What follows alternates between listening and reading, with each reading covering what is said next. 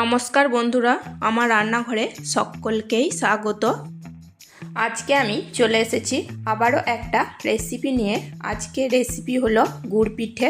এই শীতের সময় আমরা নানান রকম পিঠে বানিয়ে থাকি, আর শীতকালে এই পিঠেগুলো খেতে কিন্তু খুবই ভালো লাগে। গুড় পিঠে বানানো তো খুবই সহজ এবং খেতেও ভীষণ টেস্টি হয়। গুড় পিঠে বানানোর জন্য আমি এখানে বড় চায়ের কাপ মেপে 1 কাপ সেদ্ধ চাল নিয়েছি এবং এই চালটাকে আমি ভালো করে জলে ধুয়ে পরিষ্কার করে নিয়ে আমি সারা রাত জলে ভিজিয়ে রেখে দিয়েছিলাম। এখন আমি এই ভেজা চাল মিক্সি জারের মধ্যে নিয়ে খুব ভালো করে পেস্ট তৈরি করে নেব। অল্প একটু জল দিয়ে দিলাম। চালটা আমি খুব ভালো করে বেটে নিয়েছি। এখন আমি বাটির মধ্যে ঢেলে নিচ্ছি। এখন দিয়ে দিচ্ছি খুব অল্প সামান্য লবণ, আর এখানে আমি নিয়েছি 2 চামচ আটা আর আখের গুড় এবং খুব অল্প পরিমাণ কালো জিরে আর অল্প পরিমাণ মৌরি। এবার আমি চালের পেস্টের মধ্যে দিয়ে দিচ্ছি আখের গুড়। মিষ্টিটা তোমরা নিজেদের পছন্দ মতো দিয়ে নেবে, কম বেশি। আর দিচ্ছি গমের আটা। তোমরা আটার বদলে ময়দার ব্যবহারও করতে পারো। আখের গুড় এবং গমের আটা আমি চালের পেস্টের মধ্যে খুব ভালো করে মিশিয়ে নেব। মিশিয়ে নেওয়ার পর আমি অল্প অল্প করে জল দিয়ে একটা ব্যাটার তৈরি করে নেব। অল্প অল্প করে জল দিয়ে ব্যাটারটা তৈরি করে নিতে হবে। একেবারে অনেকটা জল দিয়ে দেওয়া যাবে না, তাহলে এটা পাতলা হয়ে যাবে। কারণ এই ব্যাটারটা খুব ঘনও হবে না এবং খুব পাতলাও হবে না। যেটুকু জল দেওয়ার আমার দেওয়া হয়ে গেছে। এখন আমি এই ব্যাটারটাকে খুব ভালো করে ফেটিয়ে নেব। খুব ভালো করে ব্যাটারটাকে ফেটিয়ে নিলে গুড় পিঠেগুলো খুব ভালোভাবে তৈরি করা যাবে। দেখো, ব্যাটারটা আমার তৈরি হয়ে গেছে। ঠিক এরকমভাবে তৈরি করে নিতে হবে। এখন আমি এতে দিয়ে দিলাম কালো জিরে আর মৌরি।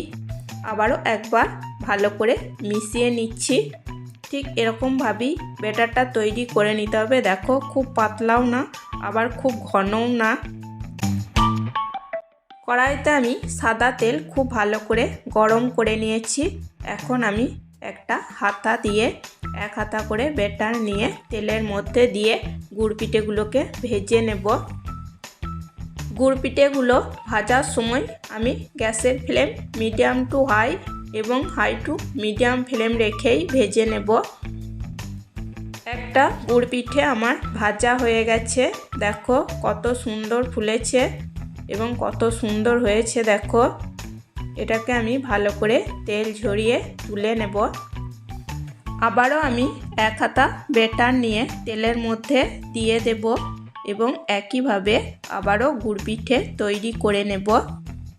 এরকমভাবে আমার মতো করে গুড় পিঠে যারা বানিয়েছো তারা অবশ্যই জানো এই গুড় পিঠেটা খেতে কতটা টেস্টি হয় এবং কত সহজভাবেই বানিয়ে নেওয়া যায়। আর যারা এখনো পর্যন্ত বানাওনি তারা অবশ্যই এরকমভাবে একবার গুড় পিঠে বানিয়ে নিও, দেখবে এটা খেতে খুবই টেস্টি হবে। দেখো, গুড় পিঠে কত সুন্দরভাবে ফুলে উঠেছে। এটা ভাজা হয়ে গেছে। আবারও আমি তেল ঝরিয়ে নামিয়ে নিচ্ছি।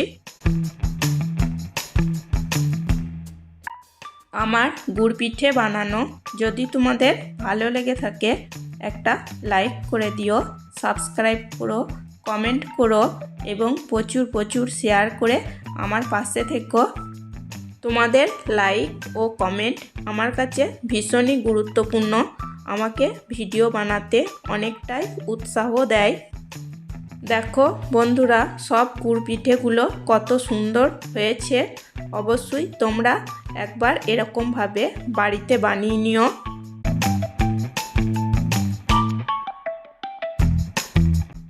একইভাবে আমি সমস্ত গুড় পিঠেগুলোকে তৈরি করে নিয়েছি। প্লিজ বন্ধুরা পাশে থেকো। আজকের মতো এই পর্যন্তই। আবার আসবো অন্য কোনো নতুন রেসিপি নিয়ে। সবাই সুস্থ থাকবে, ভালো থাকবে। চলো টাটা, বাই।